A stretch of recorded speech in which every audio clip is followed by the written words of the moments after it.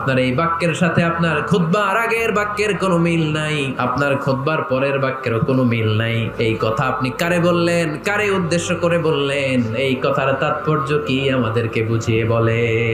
ওমরে ফারুক বললেন, আমি যখন খুতবা দিচ্ছি আমি দেখতে পেলাম ওই যে কয়েক মাস আগে আমি আমার মুসলিম সেনাবাহিনী পারস্যে আক্রমণের জন্য পাঠিয়েছি বর্তমান ইরান। আমি হঠাৎ করে দেখতে পেলাম আমার মুসলিম বাহিনীর সেনাপতি যুদ্ধের এক পর্যায়ে তার ডানে আছে উপত্যকা, বায়ে আছে পাহাড়, সে পাহাড়ি রাস্তা ছেড়ে দিয়ে উপত্যকার দিকে যেতে শুরু করেছে।